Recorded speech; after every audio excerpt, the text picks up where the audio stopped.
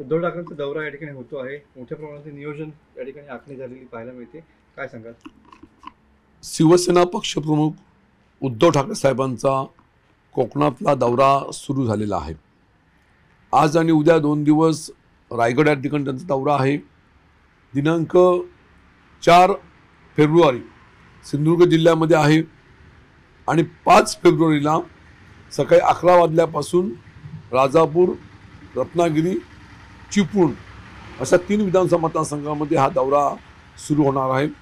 उद्धव साहेबांचा दौरा म्हटल्यानंतर शिवसैनिकांमध्ये एक वेगळा उत्साह, प्रचंड जल्लोष यामध्ये त्यांचं स्वागत केलं जाणार आहे. आणि आपल्याला माहिती आहे 2024 साली निवडणुकीचं आहे.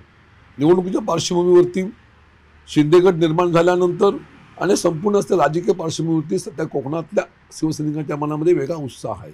आणि ह्या सर्व मंडळींना दाखवून द्यायचं आहे की पुन्हा एकदा ह्या कोकणावरती शिवसेना उद्धव बाळासाहेब ठाकरे ह्या पक्षाचं वर्चस्व आहे हे दाखवण्याची वेळ खऱ्या अर्थाने आमच्यावरती आलेली आहे. विधानसभा आहे, एकीकडे शिवसेनेकडे चिन्ह जे आहे ते सुद्धा नाहीये. अशा परिस्थितीत उद्धव ठाकरेंचा दौरा होतोय. तुम्हाला त्या दृष्टीने कसा फायदा होऊ शकतो आगामी? विधानसभेच्या अध्यक्षांच्या निकालाच्या पार्श्वभूमीवरती जे महाराष्ट्रात घडलं हे तुमच्यासमोर आहे. परंतु निशाणी गेली, नाव गेली तरी कोणता परिणाम होणार नाही. आमचं दैवत आणि आमचं सर्वस्व, आमचं सर्वच हे ठाकरे कुटुंब असल्यामुळे लोकांच्या निष्ठा बाळासाहेबांपासून आदित्यसाहेबांपर्यंत ठाकरे कुटुंबावर असल्यामुळे निश्चितपणे आम्ही या ठिकाणी पुढे जाणार हा आम्हाला विश्वास आहे.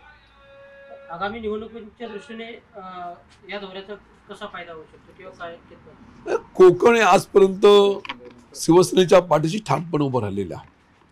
निवडणुका असू दे, राजकीय कोणत्या घडामोडी असू दे किंवा चढउतार असू दे, ह्या प्रत्येक गोष्टीमध्ये शिवसेना उद्धव बाळासाहेब ठाकरे ह्या पक्षाशी कोकण पाठीशी उभं राहिलेलं आहे आणि मग त्याच पद्धतीने उभं राहतील हा मला विश्वास आहे.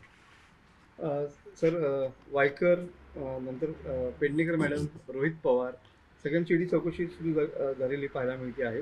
काय सांगाल, कसं बघताय सगळ्या गोष्टींकडे? कारण का ईडीचा ससेमिरा उद्धव ठाकरे गटाच्या मागे जास्त दिसतो. देशामध्ये भारतीय जनता पक्ष इतर घटक पक्षाच्या माध्यमातून सत्तेवरती आला.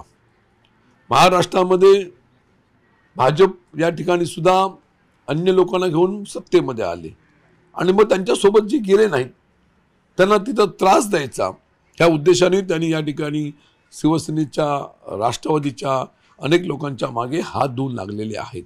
ह्या चौकशी केंद्रीय यंत्रणा आमच्या मागे लागल्या तरी ही आमचे सर्व असणारे शिवसेनेचे नेते, उपनेते, खासदार, आमदार हे सर्व शिवसेना पक्षप्रमुख उद्धव साहेबांच्या पाठीशी उभे राहिलेले आहेत आणि म्हणून ही लोक डगमगणारी नाही असं माझं मत या ठिकाणी आहे. बजेट या ठिकाणी मांडलं जातं आहे.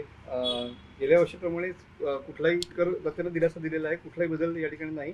मात्र कॉर्पोरेट सेक्टरमधलं जे हे आहे ते या ठिकाणी घटलेलं पाहायला मिळते. लोकसभा निवडणुकीच्या पूर्वीचं हे बजेट आहे आणि म्हणून या बजेटमध्ये सर्वसामान्य नागरिक डोळ्यासमोर ठेवून बजेट सादर केलं गेलं पाहिजे ह्या लोकांच्या निश्चितपणे अपेक्षा आहे. अजून बजेट संपूर्ण मी ऐकलं नाही, बघितलं नाही आहे, परंतु निवडणुकीच्या वरती डोळा ठेवून हे भाजपने सरकार बजेट सादर करणार असं माझं मत या ठिकाणी आहे. एबीपी माझा, उघडा डोळे बघा नीट.